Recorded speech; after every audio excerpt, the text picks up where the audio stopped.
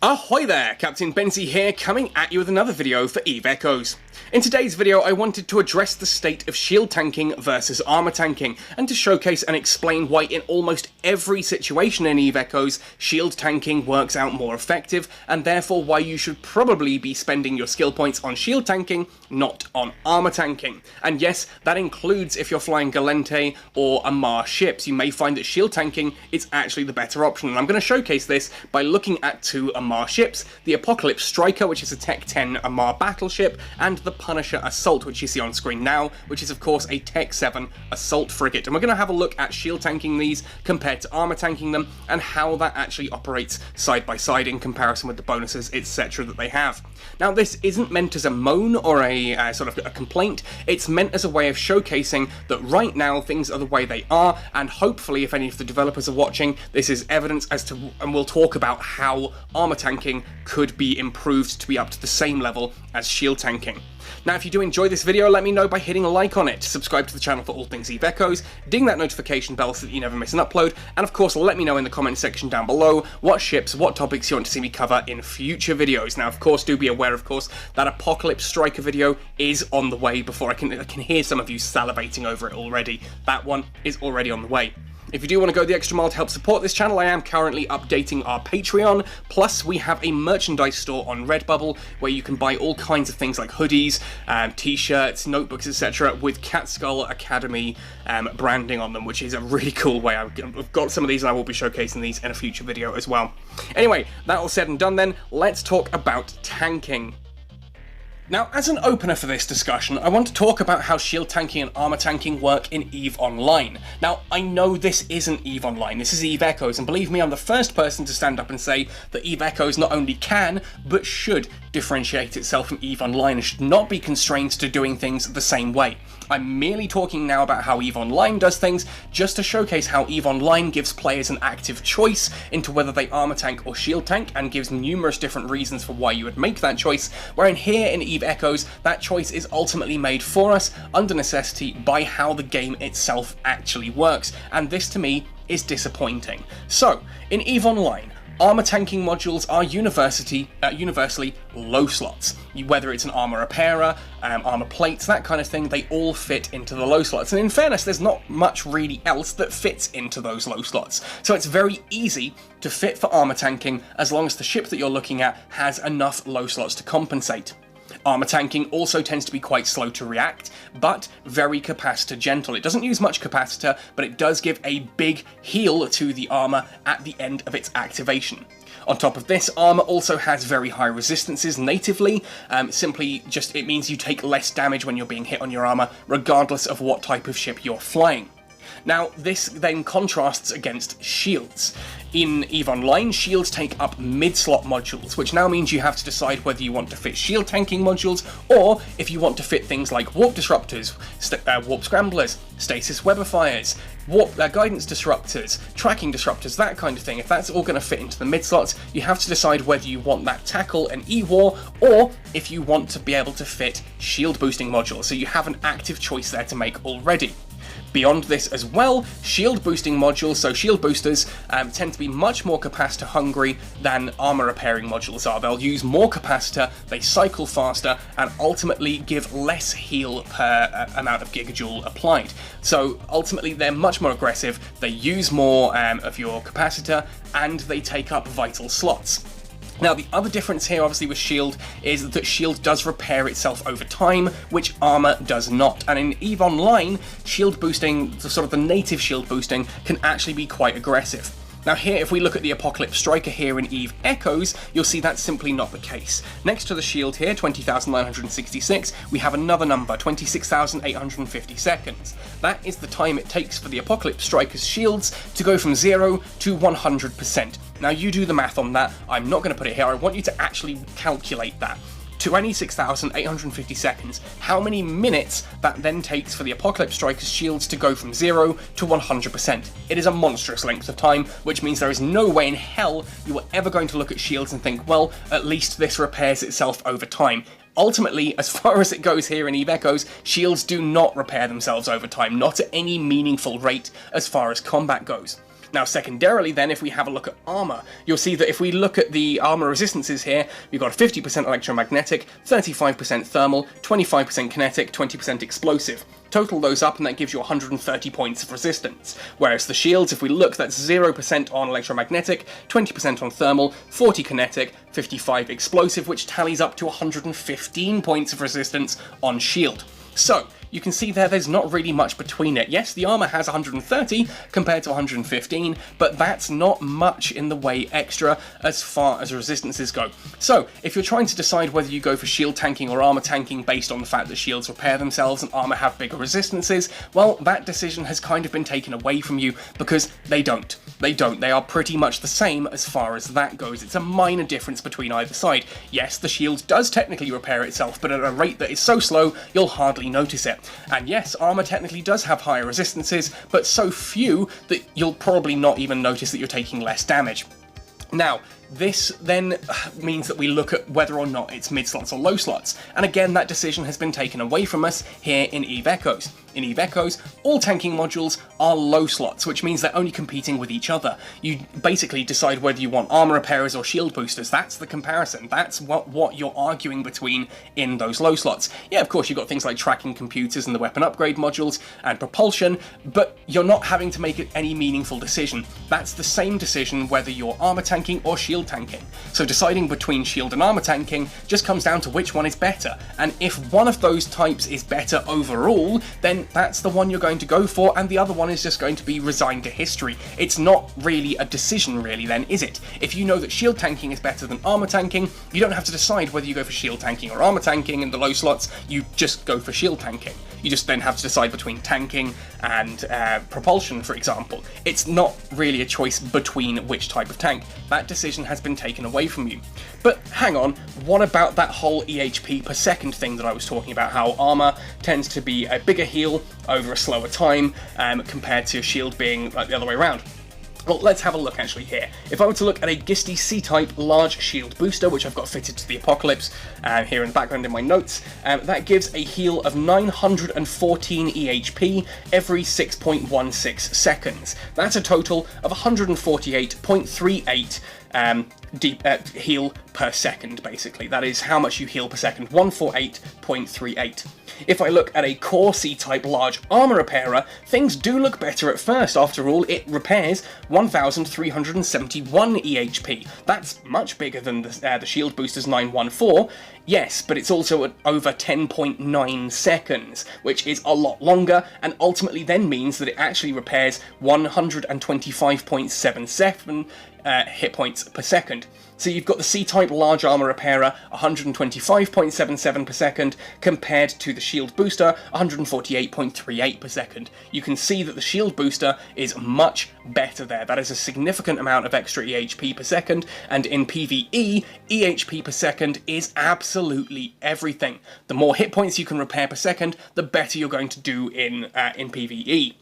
Now, of course, you can then compare the, oh, well, what about the amount of capacitor it uses? Have a look between those two. The capacitor difference between a C-type large shield booster and a C-type large armor repairer is absolutely negligible. Again, the choice has been taken away. The shield booster is just better than the armor repairer. Now let's actually showcase this then by examining the Apocalypse Striker, which is a Tech 10 Amarr battleship. Now, if we familiarise ourselves here with the roll bonuses and skill bonuses of the Apocalypse Striker, you'll see that none of these at all mention anything to do with shield or armour. There's no armour resistance or shield booster efficiency or anything like that here at all that should suggest whether or not this is actually shield tanking or armour tanking. Now, being an Amarr ship, of course, most people just autopilot this onto an armour tank. It's an Amarr ship, of course it's an armour tank. So, I fitted this out, and you'll notice that both the fittings I'm going to showcase here are exactly the same, or at least they are directly opposite. So where here I've got in the low slots Corpus C-type large armor repairers and Corpus C-type adaptive armor hardeners, then in the rigs you can see I've gone straight for combat and for navigation, etc. there. Nothing there to do with tanking. The only tanking stuff I have on this ship are those large armor repairers and those adaptive armor hardeners, and they are Corpus and Corpus. They're both meta level 11, both dead space level gear. Now, if we look at the defense then here of this ship cold, you'll see that we have a total EHP of 141,445.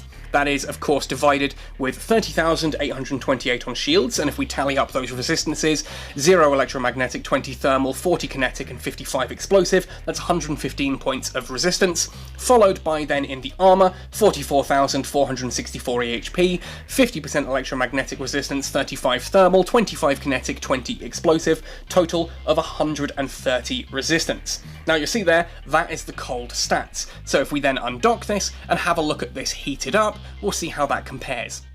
Having undocked then, let's activate both of those armour hardeners and let's see how that affects the ship's stats by going back into the fitting menu. Now here, if we open up the defence again, you'll now see that our total EHP has increased up to 173,741.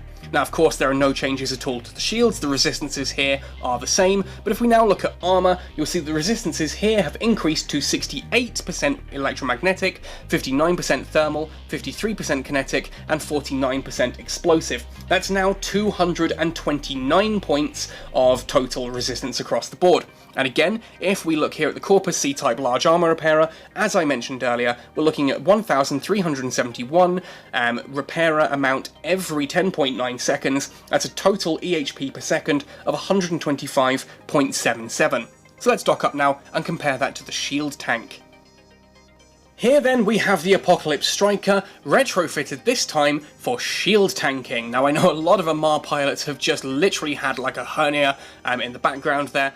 Bear with me on this one, you will see that this genuinely works out better, and yeah, I know if you're an Amarr pilot that's probably an offensive thing to say, but let's have a look. No additional rigs there or anything here, just showcasing that we are literally keeping this all the same. It's the exact same ship as we had before, but I've swapped out the armour repairers and the armour hardeners for Pith C-type large shield boosters and Pith C-type adaptive invulnerability fields. So we've literally swapped Meta level 11 dead space gear for the exact opposite on the shield tanking version. So rather than armour repairers, we've gone for shield boosters. Rather than armour hardeners, we've gone for adaptive invulnerability fields. Simple as that. Now again, if we look at stats here cold, you'll see that now cold things are exactly the same as they were before. Of course, it's mainly the difference here between an adaptive invulnerability field and an armour hardener that we're actually looking at and how that affects things, along with how the shield boosters are different from the armour repairers. So we've got the same amount of shield EHP with the same resistances across the board, the same amount of armour EHP, and the same armour resistances across the board as the armour tank version had. But let's undock now, activate those adaptive invulnerability fields, and showcase how this changes when it's heated.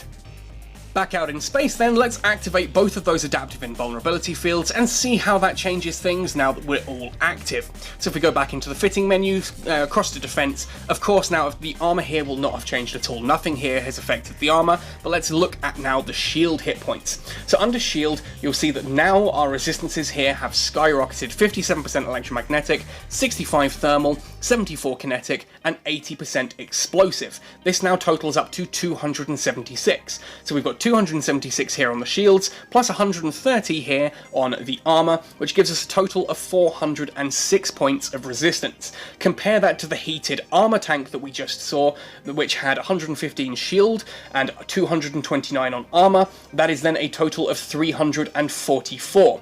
You'll see here that that is an 18% increase to the resistances by using shield tank rather than armor tank.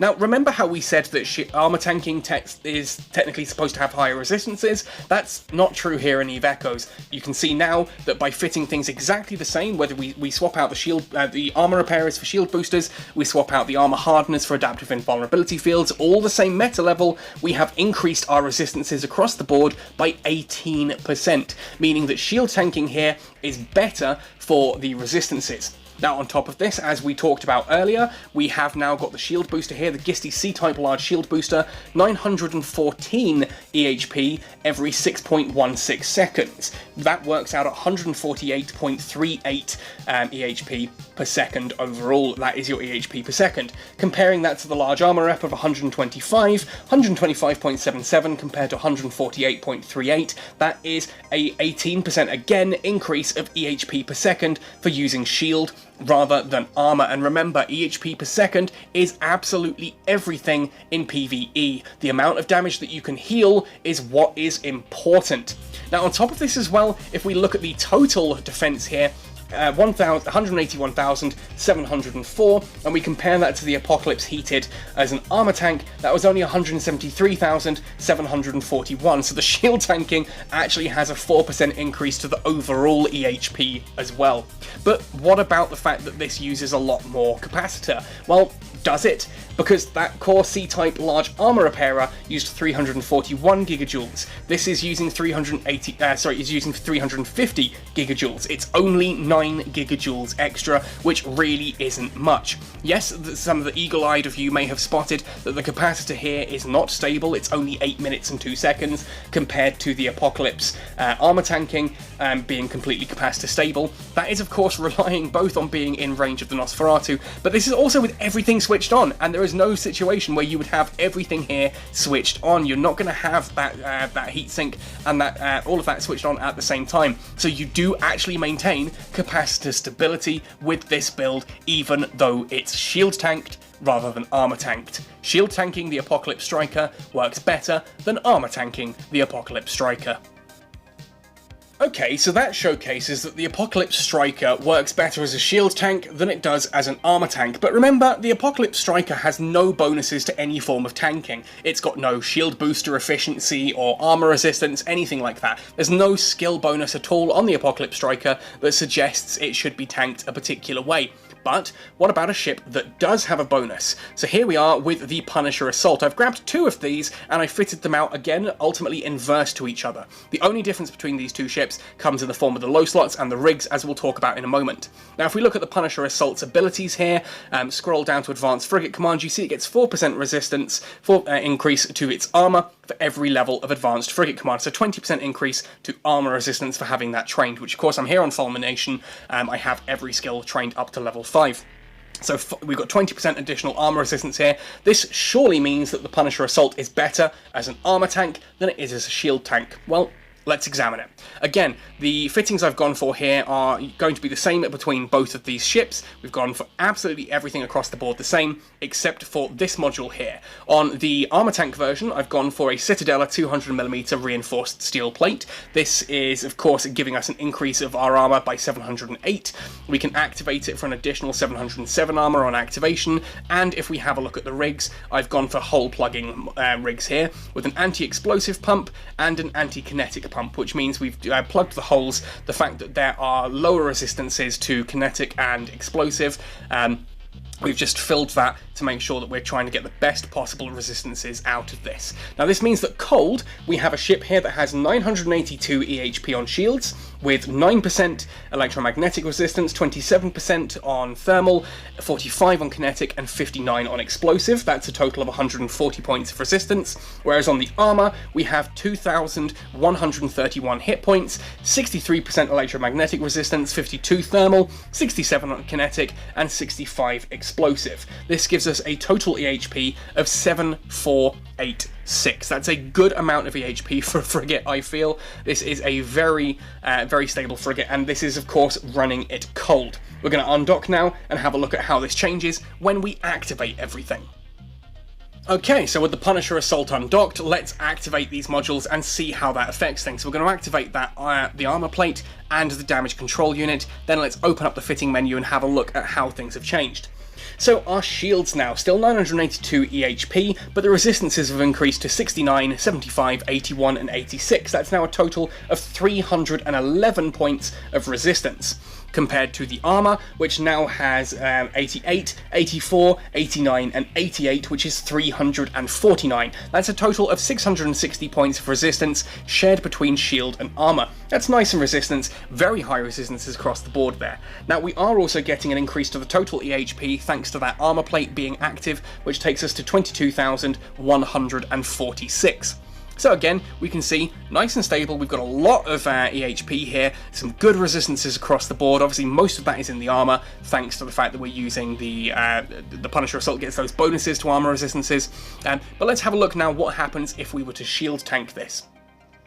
So here we then have the shield tanked equivalent of the Punisher Assault. Basically what I've done here is swap out the armor plates for a small shield extender, again the Meta Level 8 version, and we've plugged the resistance holes, which of course on a shield are both the electromagnetic and the thermal resistances. We've still got two of the resistance rigs. Obviously for armor the bigger holes are explosive and kinetic, where here on shields it's thermal and electromagnetic. So this gives us then a defense here on the shields of 1,611 shield hit points, of which the resistances are 45% electromagnetic, 50% thermal, 45% kinetic, and 59% on explosive resistance. That gives us a total of 205 points of resistance. If we look across at armor, we've got 1,424 hit points, with 63% resistance on electromagnetic, 52 thermal, 45 kinetic, and 42 on explosive.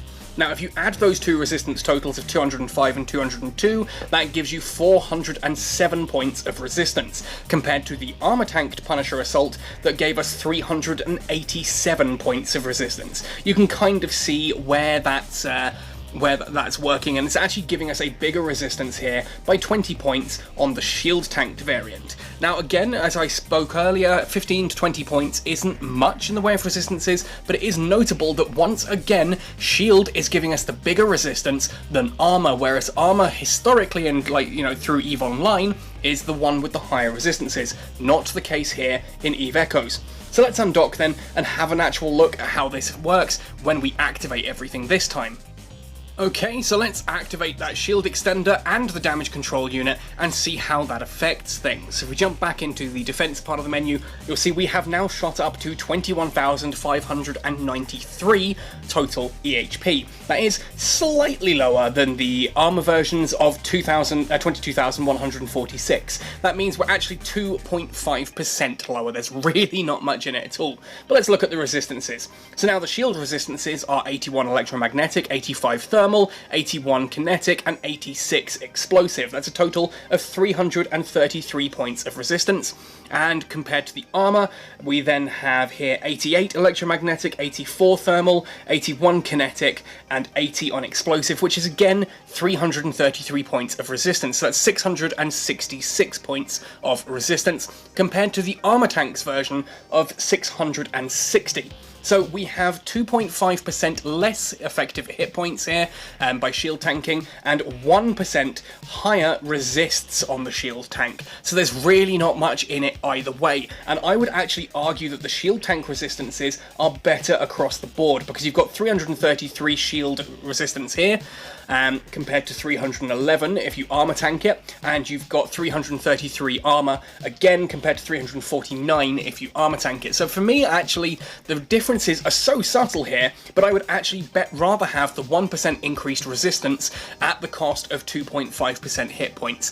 Ultimately, there's very little in it, and whichever way you look at it, it is only ever going to be an incredibly minor difference, whether you shield tank this or whether you armor tank it. So if we compare the fact that the Apocalypse is categorically better with a shield tank than it is with an armor tank, and even a ship that gets bonuses to its armor resistance barely is any different to if you shield tank it, you kind of see that armor tanking here is not a good option. Theoretically, in almost every situation, shield tanking is just flat out better, and in any other situation, in the few situations where armor tanking is specified, shield tanking still comes out comparable. So the question remains, why would you ever armor tank? And the only reason I can ever think of is if you are going up against anything that is exclusively electromagnetic and thermal damage. So if you're going against Amara anomalies, then maybe you want to to armor tank those, but for every other situation, shield tanking is categorically better. So there we have it, conclusive evidence that in EVE Echoes, shield tanking is categorically better than armor tanking in almost every single situation, and the few situations where armor tanking is mentioned, shield tanking is at least comparable, arguably better, arguably worse, but very much on that boundary. It's going to be slightly worse, not noticeably worse by any stretch of the imagination. Shield tanking, therefore, 100% becomes the better use of your valuable skill points. If you are a combat combat pilot, you should be training skill points. If you have trained armor skills, get rid of them, change them for the shield tanking skills, and go with that. You will get a better result overall in almost every situation, other than if you were using an armor tank ship in a Mar anomalies. That very specific situation is the one time when actually armor tanking is actually the better option. Otherwise, shield tanking all the way. And this is ultimately brought about by the difference in design between EVE Online and EVE Echoes. The fact that in EVE Echoes, all of your tanking modules are low slots, which means they only really compete with each other. You have a choice between, do you go shield tank or do you go armor tank? That's your choice. It's not between, like, if you go shield tanking, you have to sacrifice your, some of your electronic warfare or your tackle capabilities. You don't have that problem here. You can just go shield tanking, and the upsides, in inverted commas, of armor tanking just simply aren't there. The extra resistance is not noticeable and in fact can be easily outweighed, as we saw both with the Apocalypse and with the Punisher Assault. The shield tanking actually had better resistances than the armor tanking version. We've seen that as far as EHP per second goes, shield tanking wins out on that, and the capacitor difference is negligible. So this begs the question, what do we do from here? Well, there are numerous different answers that you could give to this, numerous different suggestions, and I would suggest that if you have an idea, let me know in the comment section down below, or get onto the EVE Echoes official community Discord and let the developers know politely in their suggestions channel there. My personal preference would be either moving the shield tanking modules back to mid, but that really does begin to complicate things because we then need to shift all kinds of different slots around, and shield tanking becomes problematic. If we go with the idea that shield tanking and armor tanking are both going to take up the lower slots, then I think it is absolutely imperative that the armor tanking loses some of its the capacitor requirements, so it's even more capacitor friendly, and increases the resistances. It's important to me that armor tank has those higher resistances than shield tanking, but at the cost of its effectiveness, how long it takes the armor repairers to operate, etc. Shield tanks need to be more aggressive, more capacitor hungry, but a better EHP overall. That then suddenly gives you a bit of a choice to make between whether you shield tank or armor tank that currently is not present in EVE Echoes, and that to me is disappointing. I like games that have an active choice. Currently, the whole thing of shield tanking versus armor tanking is what in game design is referred to as a rubber sword. Something that could look good, but ultimately is useless in the long term. Anyway, folks, thank you for watching this one right the way to the end. Please let me know your thoughts and opinions on the difference between shield tanking and armor tanking. Which do you prefer and why? Have I got something completely wrong here that you've spotted some errors? Let me know politely in the comment section down below. Otherwise, thanks for watching right the way to the end. Happy sailing and see you in New Eden.